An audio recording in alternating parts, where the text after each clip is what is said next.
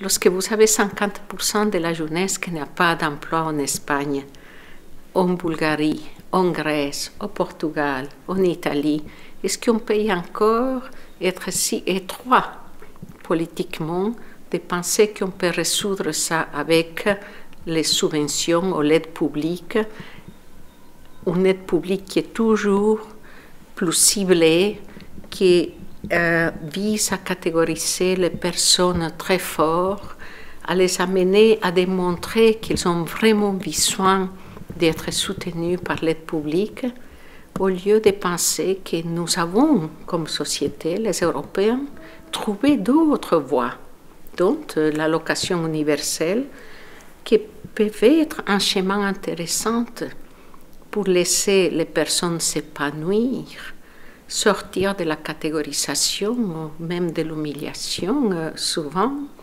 et qui peut-être nous ouvrira des voies plus créatives pour les vivre ensemble. Et donc, c'est la raison pour laquelle on a voulu que ce débat soit porté comme on l'a fait.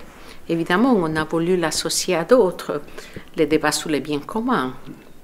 On avait des personnes qui luttent en Europe pour mettre cette idée avant. Comment, et vous avez vu, Laurent Bonelli, avec qui on travaillait, a demandé à deux personnes qui sont porteurs, une de l'allocation universelle et l'autre de la lutte pour les biens communs, comment on pourrait mettre ces deux perspectives ensemble, comment on peut tisser des liens entre ces propositions porteuses d'avenir.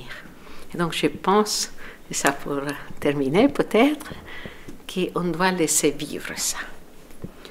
Qu'il faut qu'avant de dire que quelque chose ne marche pas dans la crise profonde dans laquelle nous sommes, il faut qu'on ose le faire. Et puis on verra. C'est donc ce qu'on essaye de faire effectivement avec l'initiative citoyenne européenne pour le revenu de base qui est donc démarré depuis un petit mois et qui a l'objectif de récolter 1 million de signatures d'ici l'année prochaine dans les 27 pays de l'Union européenne. Voilà. Oui, il faut la présenter comme une alternative à ce ciblage impossible. Parce que vous savez, maintenant, la Commission est rentrée dans une perspective où je ne sais pas comment ils vont s'en sortir. C'est la Banque mondiale qui aide la Commission à faire le ciblage de nos populations.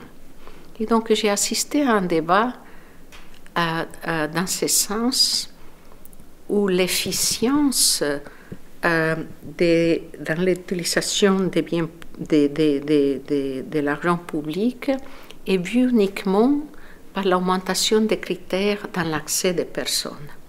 Mais nous avons un concept très étroit d'efficience. Efficience, ça veut dire, est-ce que nous pouvons utiliser l'argent public pour mobiliser les capacités citoyennes, la créativité des citoyens, et être capable de voir les effets multiplicateurs que la confiance dans l'autre, l'assurance dans l'autre peut y avoir dans notre société. Je pense que nous réussirons beaucoup mieux par une voie d'efficience qui veut dire recréer par l'allocation universelle, par une vision des biens communs, par la récupération des ressources qu'on jette, qu'on abandonne, qu'on n'utilise pas, à mobilité une capacité incroyable qui existe. Vous voyez, on a un petit groupe de personnes ici. Faire confiance aux citoyens. Oui, et ne pas penser que parce qu'on donne l'allocation universelle à quelqu'un, il va se mettre au soleil du matin au soir.